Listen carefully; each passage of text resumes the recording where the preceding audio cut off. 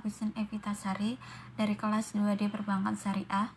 Saya akan menceritakan sedikit tentang sejarah Perjanjian Giyanti yang saya ketahui. Perjanjian Giyanti adalah sebuah perjanjian antara VOC, pihak Kesultanan Mataram, yang diwakili oleh Sunan Pakubuwono III dan kelompok Pangeran Mangkubumi. Perjanjian yang ditandatangani pada tanggal 13 Februari 1755 di Dukuh Kerten, Desa Jantiharjo, sebelah tenggara Karanganyar, Jawa Tengah. 1. Bagi Belanda, perjanjian ini memberi banyak keuntungan. Kekuasaan Belanda semakin kuat memimpin tanah Jawa. Setelah perjanjian ditandatangani, Jawa sepenuhnya berada di bawah pengaruh VOC. 2.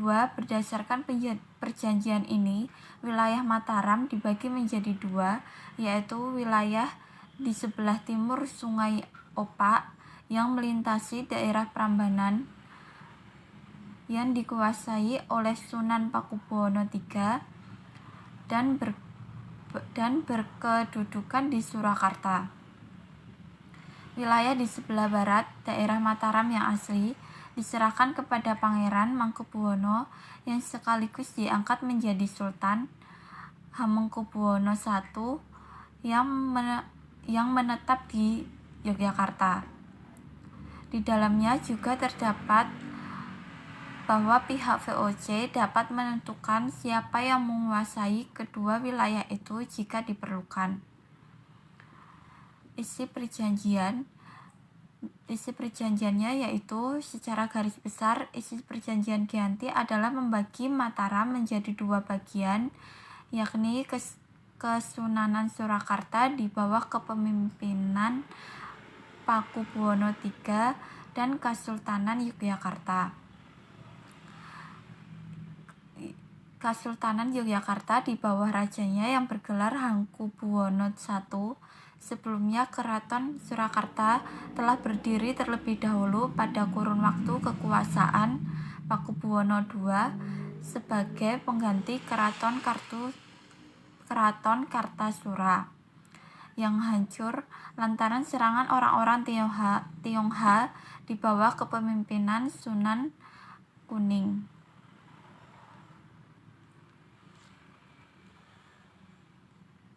Selanjutnya, tentang Sudarisman Purwokusumo dalam bukunya Kadipaten Pakualaman mengemukakan isinya sebagai berikut.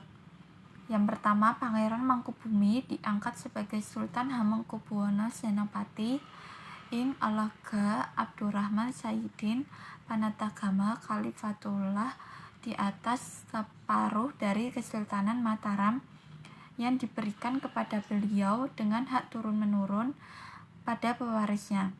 Hal ini Pangeran Adipati Anom Bendero Raden Mas Sundoro. 2. Akan senantiasa diusahakan adanya kerjasama antara rakyat yang berada di bawah kekuasaan VOC dengan rakyat kesultanan. Yang ketiga, sebelum Bupati Dalem dan para bupati mulai melaksanakan tugasnya masing-masing, mereka harus melakukan sumpah setia pada VOC ditandatangani gubernur. Bupati Dalem adalah pemegang kekuasaan eksekutif sehari-hari dengan persetujuan dari presiden atau gubernur. Yang keempat, Sri Sultan tidak akan mengangkat atau memberhentikan Bupati Dalem dan Bupati sebelum mendapatkan persetujuan dari VOC. Dan yang kelima, Sri Sultan akan mengampuni Bupati yang memihak VOC dalam peperangan. Yang keenam, Sri Sultan tidak akan menuntut haknya atas Pulau Madura dan daerah-daerah pesisiran yang telah diserahkan oleh Sri Sunan Pakubuwono II kepada VOC dalam kontraknya tertanggal 18 Mei 1746.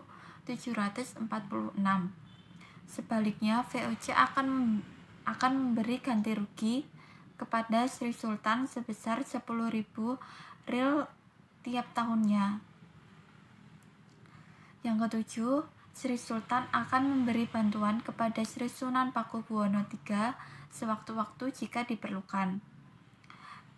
Yang ke-8, Sri Sultan berjanji akan menjual bahan-bahan makanan dengan harga tertentu kepada VOC.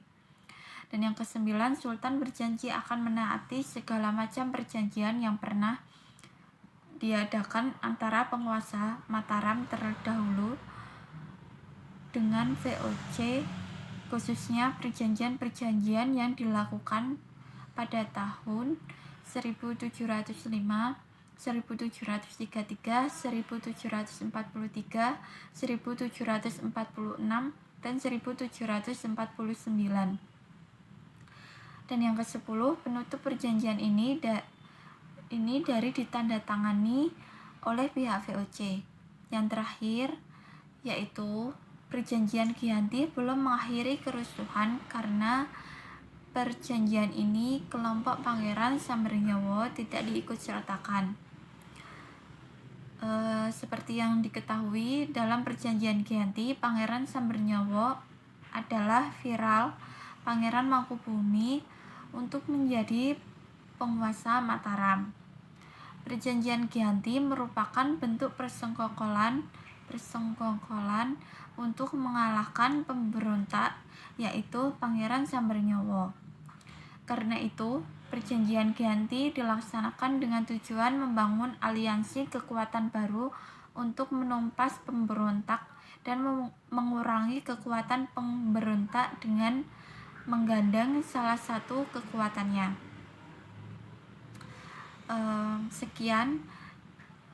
Sekian dari saya tentang sejarah perjanjian Giyanti. Kurang lebihnya mohon maaf. Wassalamualaikum warahmatullahi wabarakatuh.